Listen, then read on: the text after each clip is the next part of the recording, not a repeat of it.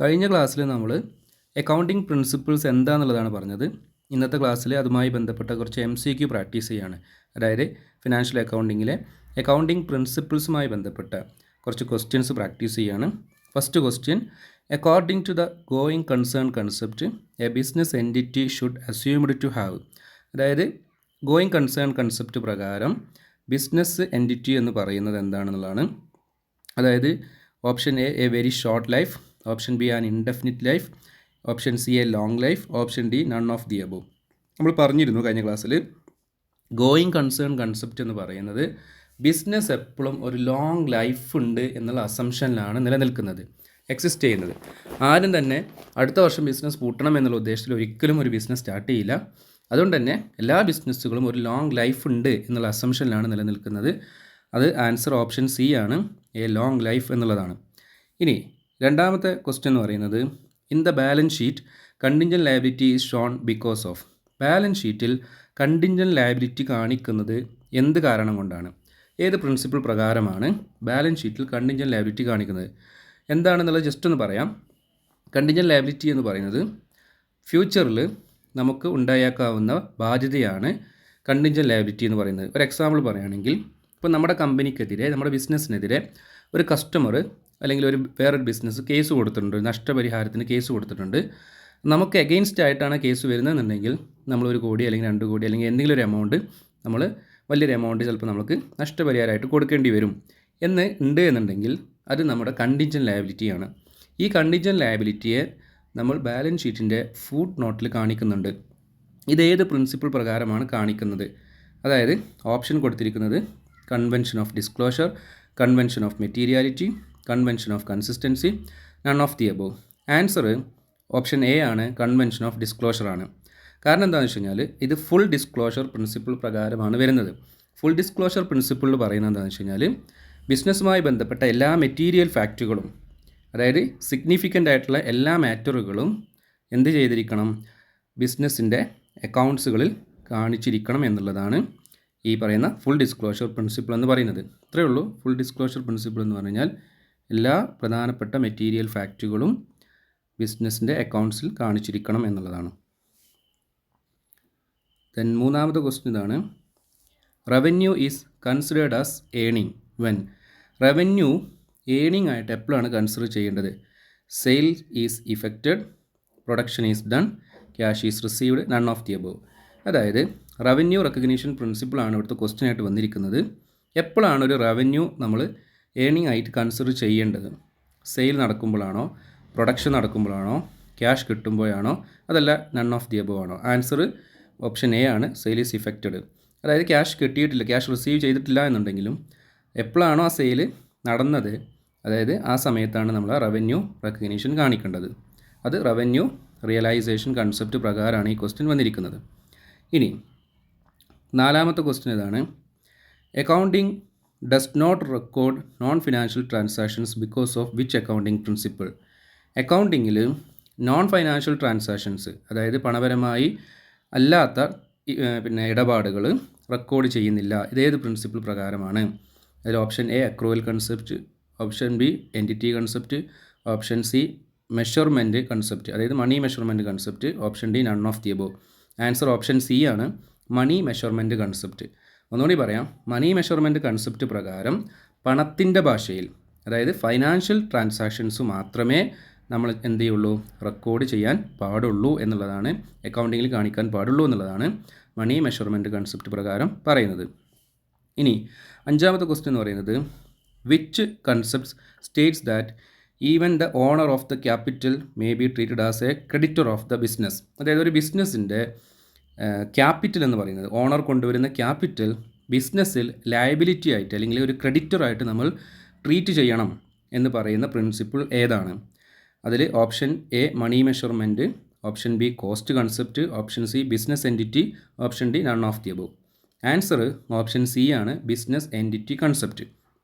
എന്തുകൊണ്ടാണ് അങ്ങനെ വരുന്നത്? ബിസിനസ് എൻറ്റിറ്റി കൺസെപ്റ്റ് പ്രകാരം സെപ്പറേറ്റ് എൻറ്റിറ്റി, ഇതിനെ പറയുന്ന വേറെ പേരാണ് സെപ്പറേറ്റ് എൻറ്റിറ്റി കൺസെപ്റ്റ്. ഈ സെപ്പറേറ്റ് ബിസിനസ് എൻറ്റിറ്റി കൺസെപ്റ്റ് പ്രകാരം ഓണറും ബിസിനസ്സും രണ്ടും സെപ്പറേറ്റ് ആയിട്ടുള്ള യൂണിറ്റുകളാണ്. അതായത് ബിസിനസ്സിൻ്റെ കടം എന്ന് പറയുന്നത്, അതായത് പിന്നെ ഓണർ കൊണ്ടുവരുന്ന ക്യാപിറ്റൽ പോലും ബിസിനസ് സംബന്ധിച്ചോളം ലയബിലിറ്റി ആയിട്ടാണ്, കടമായിട്ടാണ് ട്രീറ്റ് ചെയ്യുന്നത് എന്നുള്ളതാണ്.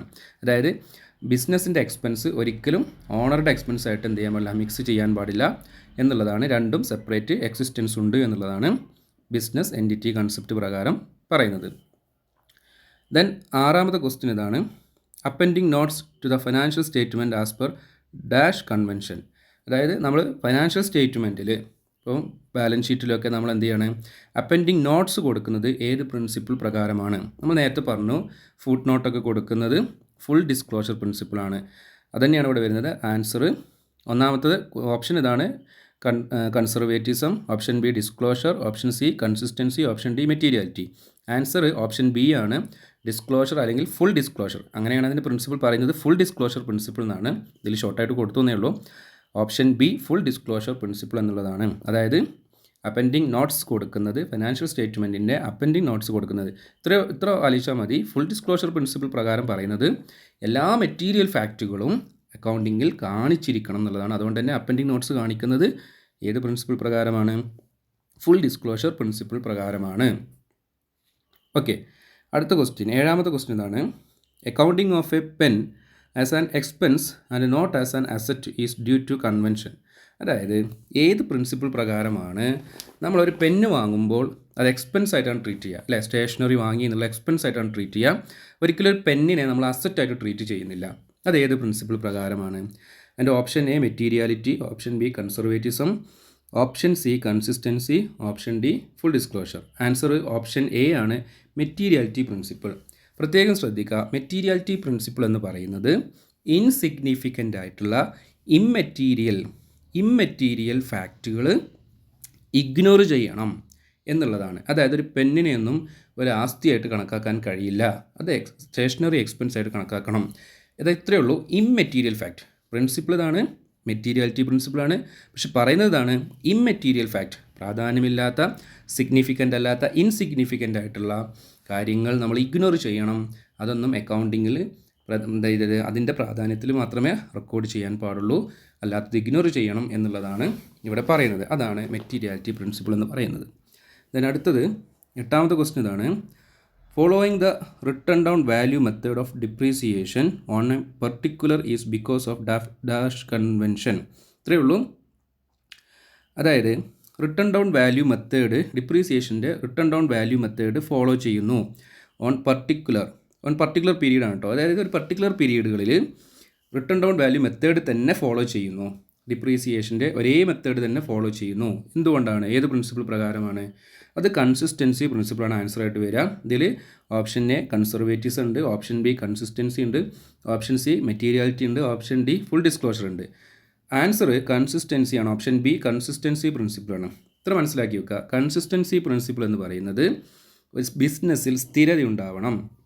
നമ്മളൊരു മെത്തേഡ് അല്ലെങ്കിൽ ഒരു ടെക്നിക്ക്, ഒരു പോളിസിയൊക്കെ ഫോളോ ചെയ്യുന്ന സമയത്ത് അതൊരു നിശ്ചിതമായിട്ടുള്ള പീരീഡുകളിൽ, അതായത് തുടരെ വരുന്ന പീരീഡുകളിൽ അതേ മെത്തേഡ് തന്നെ ഫോളോ ചെയ്യണം, ഇടയ്ക്കിടയ്ക്ക് ചേഞ്ച് ചെയ്യരുത് എന്നുള്ളതാണ് ഏത് പ്രിൻസിപ്പിൾ പ്രകാരം പറയുന്നത്? കൺസിസ്റ്റൻസി പ്രിൻസിപ്പിൾ പ്രകാരം പറയുന്നത്.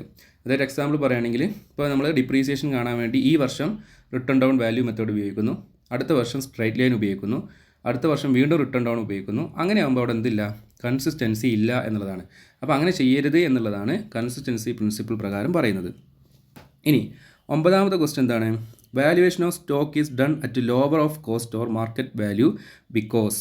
അതായത് നമ്മൾ സ്റ്റോക്കിൻ്റെ വാല്യൂ എടുക്കുന്ന സമയത്ത് കോസ്റ്റ് പ്രൈസോ അല്ലെങ്കിൽ മാർക്കറ്റ് പ്രൈസോ ഏതാണോ ലോവർ, ഏതാണോ ചെറുത്, അതാണ് എടുക്കേണ്ടത് എന്നുള്ളത് ഏത് പ്രിൻസിപ്പിൾ പ്രകാരമാണ് പറയുന്നത്? ഇപ്പോൾ ഇവിടെ option A consistency, option B conservatism, option C disclosure, option D materiality. Answer option B ആണ്, കൺസർവേറ്റിസം പ്രിൻസിപ്പിൾ. എന്തുകൊണ്ടാണെന്ന് വെച്ച് കഴിഞ്ഞാൽ കൺസർവേറ്റിസം പ്രിൻസിപ്പിളിൽ പറയുന്നത് ഇത്രയേ ഉള്ളൂ. ഇതിനെ പ്രുഡൻസ് പ്രിൻസിപ്പിൾ എന്ന് പറയും കേട്ടോ. കൺസർവേറ്റിസം പ്രിൻസിപ്പിളിനെ പ്രുഡൻസ് പ്രിൻസിപ്പിൾ എന്ന് പറയും. കൺസർവേറ്റിസം പ്രിൻസിപ്പിളിൽ പറയുന്നത് എന്താണെന്ന് വെച്ച് കഴിഞ്ഞാൽ, കൺസർവേറ്റിസം പ്രിൻസിപ്പിൾ പ്രകാരം പറയുന്നത് എന്താ വെച്ച് കഴിഞ്ഞാൽ, ബിസിനസ്സിൻ്റെ ആൻറ്റിസിപ്പേറ്റഡ് ആയിട്ടുള്ള ലോസുകൾ, അതായത് നമ്മൾ പ്രതീക്ഷിക്കുന്ന ലോസ്, ഇപ്പോൾ ഭാവിയിൽ ഇങ്ങനെ ലോസ് വരാനുണ്ടെന്നുണ്ടെങ്കിൽ അത് നമ്മൾ റെക്കോർഡ് ചെയ്യുകയും കൺസിഡർ ചെയ്യുകയും, എന്നാൽ നമുക്ക് വരാനുള്ള ഒരു പ്രോഫിറ്റ്, അതായത് നമുക്കിങ്ങനെ അറിയാം ഭാവിയിൽ ഇത്ര ലാഭം കിട്ടാൻ സാധ്യതയുണ്ട്, പക്ഷേ അത് നമ്മൾ എന്ത് ചെയ്യാൻ പാടില്ല, കൺസിഡർ ചെയ്യാൻ പാടില്ല. അതായത് റെക്കോർഡിക്കലി അത് കാണിക്കാൻ പാടില്ല, അത് ഇഗ്നോർ ചെയ്യണം.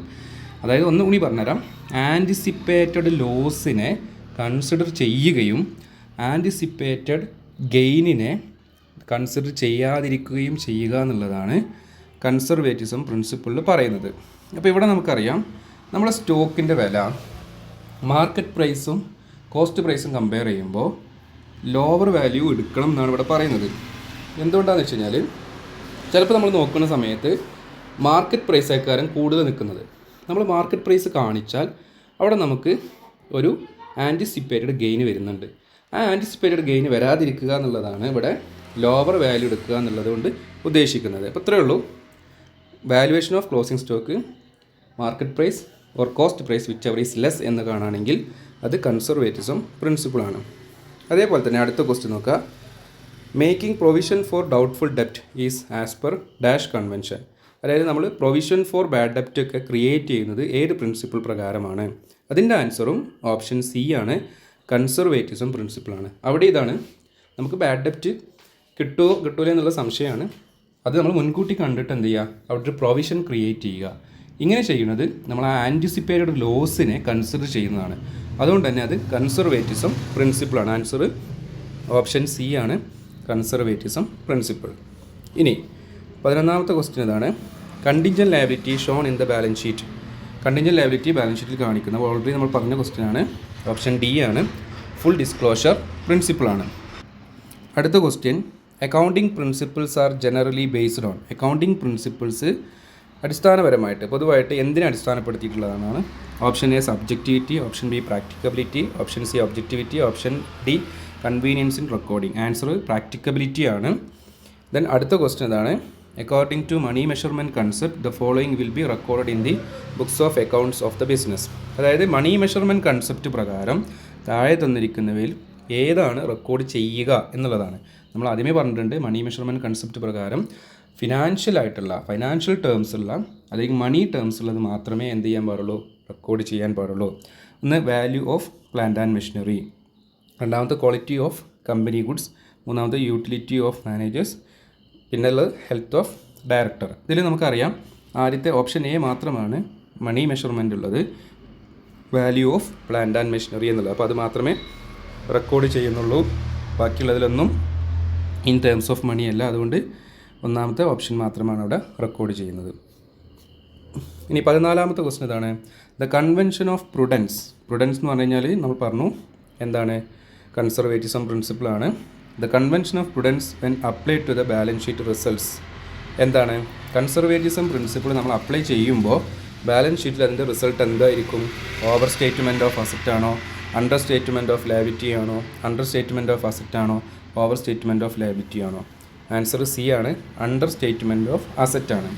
ഇത്രയേ ഉള്ളൂ. ഇപ്പോൾ നമ്മൾ ക്ലോസിംഗ് സ്റ്റോക്ക് കാണിക്കുമ്പോൾ പ്രുഡൻസ് പ്രിൻസിപ്പിൾ പ്രകാരം cost price, market price whichever is less ആണ് കാണിക്കുന്നത്, ലോവർ വാല്യൂ ആണ്. അതുകൊണ്ട് അണ്ടർ സ്റ്റേറ്റ്മെൻറ്റ് ഓഫ് അസറ്റ് ആണ് ആൻസർ ആയിട്ട് വരിക. ഇനി 15ാമത്തെ ക്വസ്റ്റ്യൻ എന്താ നോക്കുക.